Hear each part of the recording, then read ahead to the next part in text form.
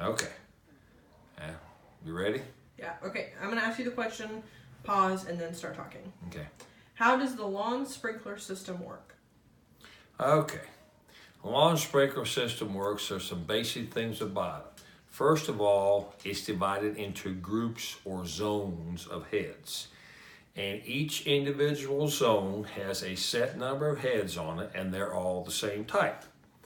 Now, the number of heads per zone is determined by the amount of water available at the source. In other words, if your water supply produces X gallons per minute, then you have to size the zone to the capacity of your water source. You cannot exceed it.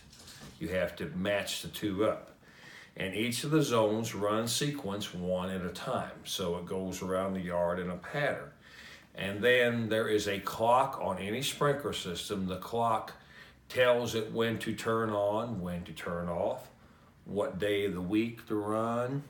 Say every day, every other day, every third day, Monday, Wednesday, Friday, whatever you tell it, how long each individual zone runs. It controls when the zones go on and when the zones go off.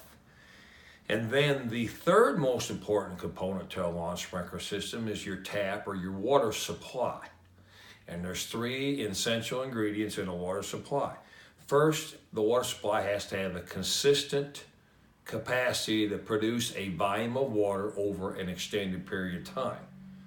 If your sprinkler system requires to have that water for 4 hours, then the water source would have to produce that volume of water for 4 hours. Say, on a city water line, you wouldn't have much problem. If you were on a well, pulling the water from a well, some wells, after they run for 30 minutes or out of the water, volume drops off. Well, you have to know that before you design the system.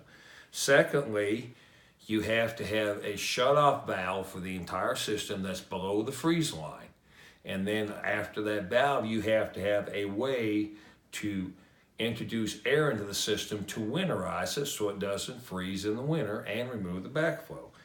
And third, talking about backflows, you have to put a backflow on a sprinkler system that protects the public water supply so the water from the sprinkler system does not get back into the water supply, so somebody down the street making baby formula doesn't make their baby sick.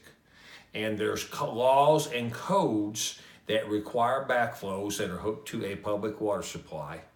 And some states even require backflows on a well. You have to protect the public water supply. And that is a area where you will have to hire a professional licensed backflow person to put that backflow in and test it for you. And those are the basic components of the sprinkler system. It gets a lot more complicated, but that's the basic parts of how a sprinkler system works.